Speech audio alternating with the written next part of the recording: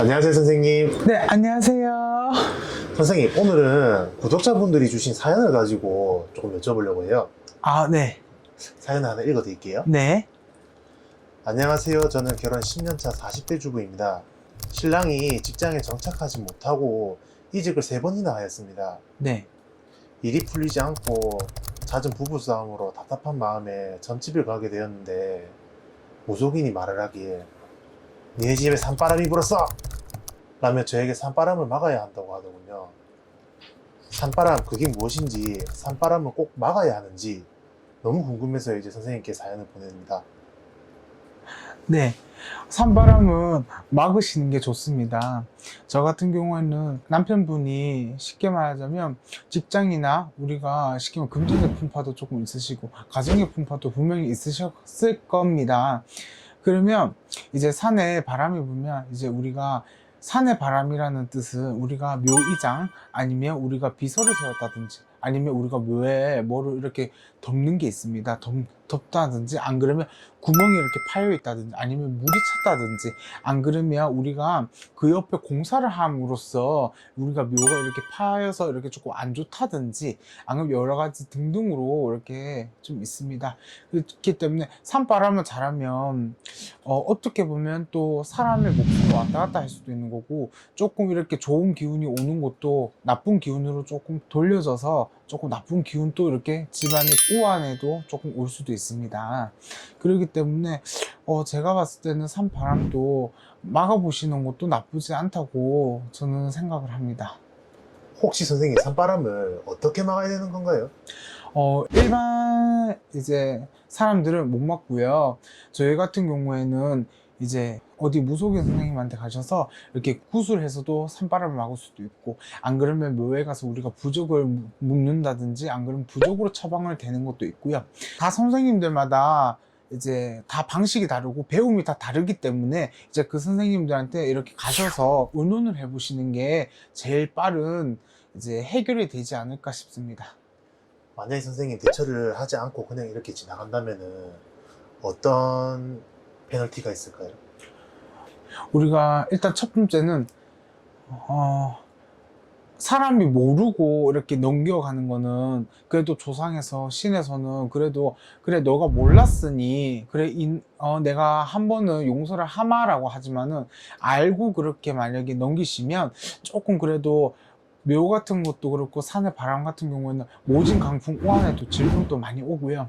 그 다음에 또 우리가 가정에도 좀 재수가 없고 그 다음에 자손아비들이 조금 이렇게 정신이 흐린 정신들 아니면 맑은 정신으로 이렇게 돌아오지 않고 자꾸 여러 가지가 너무 많다 보니까 제가 꼭 설명을 이렇게 콕 집어서는 제가 말씀이 조금 힘들 것 같습니다. 선생님, 그럼 두 번째 사연 한번 말씀드리겠습니다. 네. 5년째 장거리 연애를 하는 20대 남자입니다. 네. 장거리 연애에 지치고 올해부터 어머니도 아프시기 시작했어요. 제가 늦둥이이고 어머니 건강 문제도 있고 하여 여자친구에게 결혼을 하자고 프로포즈를 하였습니다. 여자친구가 제게 말하길 예비 장모님께서 너네는 궁합이 안 맞아서 결혼을 못한다며 반대를 하셨다고 말하더군요. 너무 황당하고 어이가 없는데 이런 경우 제가 결혼을 포기해야 하는 건가요? 궁합이 안 맞으면 정말 결혼을 하면 안 되는 건가요? 이렇게 사연을 보내주셨어요. 아, 그러시구나. 솔직하게 말씀을 드리자면 저희는 궁합을 이렇게 보자면 옛날에는 이렇게 조상님들의 책이 있었습니다. 그래서 이 집 조상이 이런 게 만약에 도박이나 이런 거 했는 걸 적어 놓은 게 있습니다. 그렇지만은 그게 이제 요즘 세대는 그런 게 없기 때문에 그리고 또 가져오지도 않기 때문에 이제 원래는 옛날부터는 그거를 보고 그다음에 손궁합을 보고 아니면 우리가 예를 들자면 원진살 상축살이라는 그런 살이 있습니다.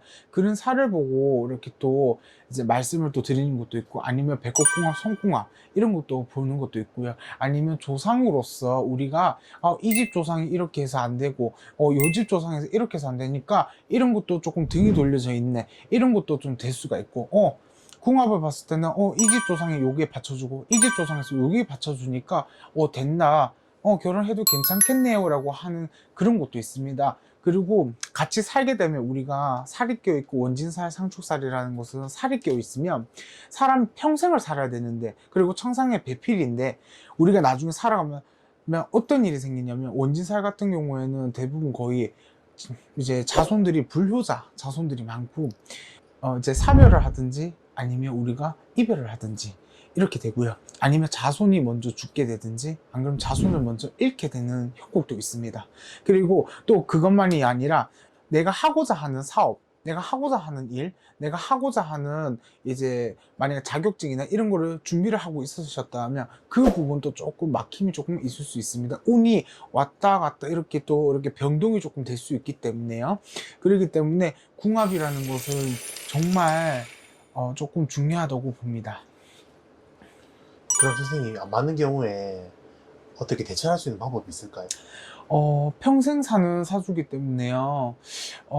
저 같은 경우에는 손님한테 결혼을 만약 안 하셨으면 조금 한번 조금 더 미뤄보는 것도 나쁘지 않다고 합니다. 왜냐하면 살풀이를 한다고 해서 구슬을 한다고 해서 다 되는 것이 아닙니다. 평생에 살이 껴있고 평생을 등을 돌리는 그런 살이 껴 있는 거기 때문에 그게 구술한다고 해서 칠성을 드린다고 해서 그게 다 되지는 않습니다. 잠시 잠깐은 조금 재워주고 잠시 잠깐은 조용하게는 만들어줄 수 있지만은 이제 나쁜 것은 비껴나갈 수는 조금 없을 겁니다. 그만큼 공을 들이고 그만큼 정성을 많이 들여야 되기 때문에 저 같은 경우에는 조금 손님한테는 만나지 말라고 합니다. 그럼 선생님 세 번째 사연 한번 말씀드릴게요. 작년 초에 제 첫 집이 생겼습니다. 그런데 이사 후에 자꾸 가위에 눌리고 악몽을 꾸게 되는군요. 잠을 잘 못 자서일까요? 몸이 아프고 하혈을 하기 시작합니다. 이런 사연을 이제 친구에게 말을 했더니 유명한 점집이라며 저를 그곳으로 데려가더군요. 근데 그곳 무속인이 하는 말이 너 이사 잘못했어! 당장 이사 가! 라는 말을 들었어요. 네. 정말 이사를 가야 할까요?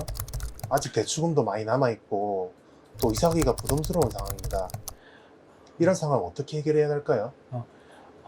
굳이 이사를 못 가실 것 같으시면 선생님한테 상담을 하셔서 무슨 이렇게 비방을 해달라 하시든지 아니면 부적을 처방을 해달라 하시든지 아니면 터전에 가서 안택이라는 우리가 또 비는 데가 또 있습니다. 그렇게 해서 또 빌어보시든지 그런 방법도 있고요.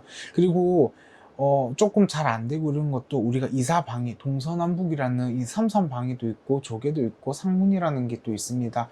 그리고 또 나하고 우리가 만약에 23살이거나 아니면 30살 이런 사람들이 이제 동서남북이라는 맞는 방위가 있고요.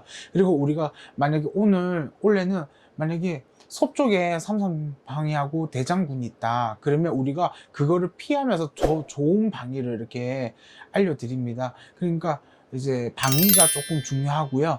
그 다음에 동서남북으로 가는 거 어디가 중요하고 집이 좋은 게 중요한 게 아니라 내 방위가 잘 맞아야 그 터전하고도 합의가 잘 들어서고 그 터전하고도 잘 이렇게 맞기 때문에 동서남북이라는 이사를 가기 전에 꼭 선생님들한테 가서 꼭 먼저 의논을 하시는 것도 나쁘지 않습니다.